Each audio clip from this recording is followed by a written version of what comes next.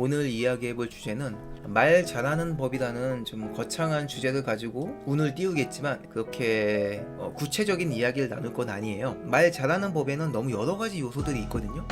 간단하게 이야기를 해보면은 천천히 이야기하는 것부터 시작해서 횡설수설하지 않고 당황하고 있다는 티를 내지 않는 그런 말의 톤과 표정, 억양들 이런 것들을 지켜야 되는 게 이제 간단하게는 얘기해 볼 수 있는 부분이지만 오늘 이야기해 볼 부분은 그런 개념이 아니라 어떻게 이야기하는 것이 좋은가에 대해서 이야기를 좀 나눠볼 겁니다. 무슨 대화를 해야 되는지도 되게 중요하겠지만 어떻게 이야기를 할 것인지를 신경 써야 돼요. 분명한 거는 준비 없이 그냥 진행하는 대화는 시간만 의미 없게 흘러가고 마는 그런 대화가 돼버릴 겁니다. 지금부터 대화에 필요한 요소에 대해서 얘기를 해볼 거예요. 대화에는 다음에 3가지 요소를 갖추어야 된다고 생각합니다.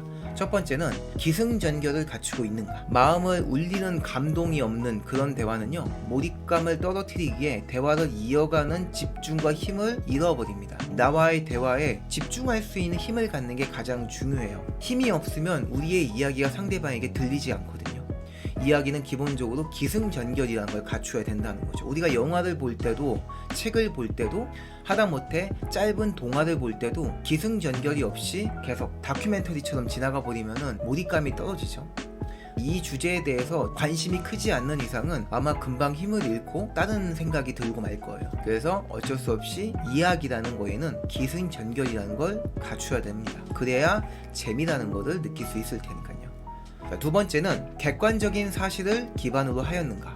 우리가 살고 있는 인생은 실전이고 현실이라는 속에서 살고 있습니다. 꿈을 꾼다고 하더라도 그건 현실 안에서 꾸고 있다는 거죠. 만약에 우리가 비현실적인 이야기를 하고 있다면 상대방은 나와의 대화가 끝난 후에 아무것도 남는 게 없을 거예요. 집에 돌아가서는 그저 재미있는 이야기, 그냥 흥미로운 이야기를 했다라는 감정만 남을 겁니다. 하지만 감정은 시간이 지나면 사그라들거든요. 그 감정을 기반으로 어떤 이야기를 했는지에 대한 설득력이 있는 이야기가 필요해요. 현실성 있는 이야기를 통해서 논리적인 깊이가 어느 정도 갖추어져야 한다. 그래야 우리가 가지고 있는 가치관에 상대방이 설득될 수 있거든요.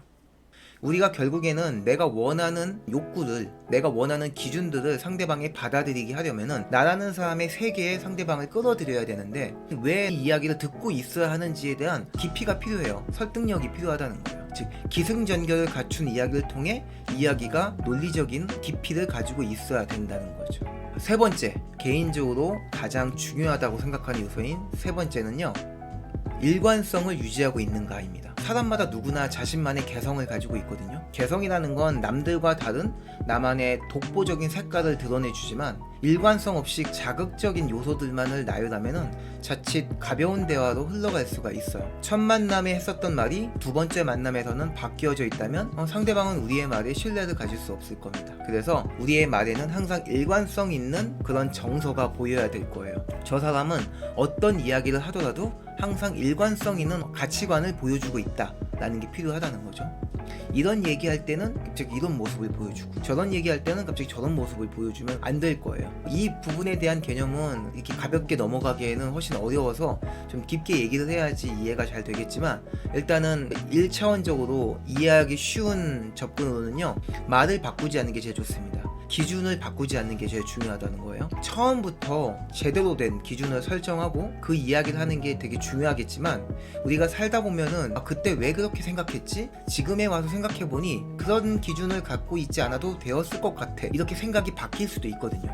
하지만 아쉽게도 그런 바뀐 생각을 상대방에게 비추어지게 되면은 나만큼 이런 바뀐 생각을 이해해주진 못해요. 그보다는 왜 말이 바뀌었을까? 왜 저 사람은 가치관이 바뀌는 걸까라는 신뢰성을 의심하게 되는 게 더 크죠. 그래서 내가 기준이 바뀐 것들을 전달하고 싶다면은 일단 충분한 유대감이 쌓인 다음에 기준이 바뀌었다는 걸 얘기하는 게 좋아요. 그 전까지는 일관성 있는 기준을 유지하시는 게 중요합니다. 아쉽게도 내가 충분한 유대감을 쌓기 전에 기준이 바뀌었다면은 조금 더 유대감을 쌓는 데 집중하고 나서 그 다음 바뀐 기준을 얘기하시는 게 중요합니다.